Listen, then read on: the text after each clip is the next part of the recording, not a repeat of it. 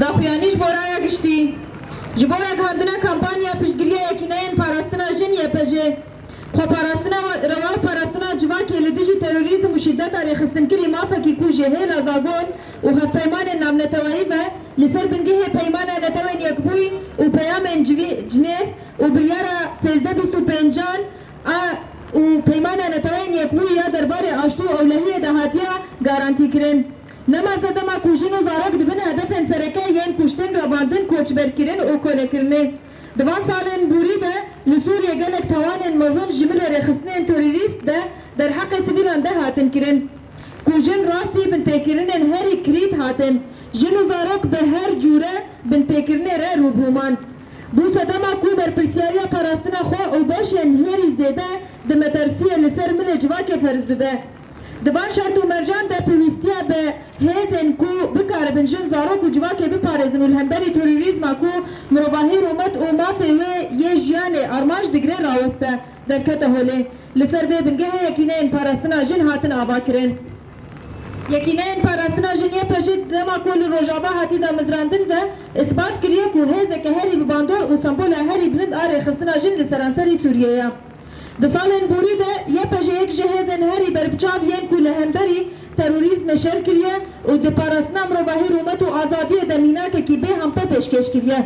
Yê pejê di şerê li dijî Daeş û rêxistinên din yên Tewdrew de dê refên pêşîn de cih girtiye û bawayekî rasterast beşdarî parastina sivîlan bû. Bi hezaran jin û zarok rêzgar kir û bergerî di ber civakên herêmê û tevahî pêkhateyên wê de kir. Ji bo parastina civaka Sûrî û tevahî mirovahiyê şervanên van yekîneyên berdêlên giran danîn. Di şerên parastina gund û bajaran de û di robrûbûna li dijî terorîzma ku ji her tiştî bêtir hedef digirt, jin ji her tiştî hedef digirt de şehîd û birîndar dan. 6. Li ser esasê ku Benezana mekezargona Sûriye tu bendeke ku xizmeta leşgerî bi mêran sînodar bikin nake nava xwe derfetê dide ku xurtkirina bejdariya jin di saziyên leşgerî û ewlehiyê de. Li ser vî esasî em giringiya garantîkirina rola jin û rêxistinekirina bejdariya wê di nava formasyona jinan yên pispor yên ku wekî yekîneyên parastina jin yê pejê de li gorî prensîpên wekhevî û necûdekariyê tekez dikin. Em bang li tevahî tevger rêxistinên jinan û hêzên demokratîk û raya giştî ya Kurdistanê û li cîhanê dikin ku piştgiriyê bidin hemleya me û li kêleka yekîneyên parastina jin yê pejê ku bûye sembola berxwedana parastina azadiya jinan û sepandina aştî û demokrasiyê rawestin. Her wiha em bang li tevahî ragihandin û medyaya netewayî dikin ku piştgirî bidin vê kampanyayê ku wekî dengê tekuşîna azadiya jinê ye. Yê pejê ne tenê şervanin, belê ew hilgera ala azadî û wekheviyê ne. Bejdarbûna wan di nava artêşa Sûriyê de gaveke pêwîst e ji bo zêdekirina bejdariya jinan di saziyên ewlehiyê de û ji ezmûna berfereh a ku van şervanên jin di salên şer de berhevkirine.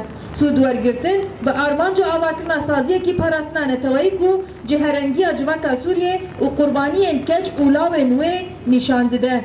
Bijî yekîneyên parastina jin yê pejê sembola rûmet û azadî, jin, jiyan, azadî, jin, jiyan, azadî, bêjî, berxwedana yê pejê.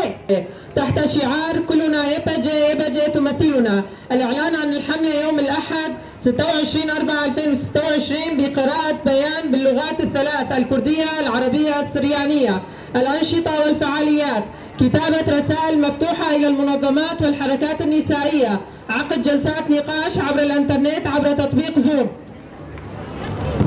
تنظيم حفلات موسيقية خاصة لدعم الحملة في الغرب وخارجه وإنشاء معارض صور للمقاتلات وتقديم عروض مسرحية في الشوارع تنظيم فعاليات دينية ومعتقداتية للحملة إصدار بيان مشترك لأمهات السلام والشهداء والمقاتلات وإقامة فعالية خاصة تنظيم حلقات نقاش منتديات مع محاميين حول أهمية وحدات حماية المرأة يبجي وقبول الجانب القانوني منها ومع أكاديميين ضمن البرامج الجامعية تعقد حلقات نقاش حول الاندماج وكيفية دمج وحدات حماية المرأة يبجي إعداد ملفات حول جرائم الحرب تفعيل منصة وحدة حماية المرأة الكردية لكردستان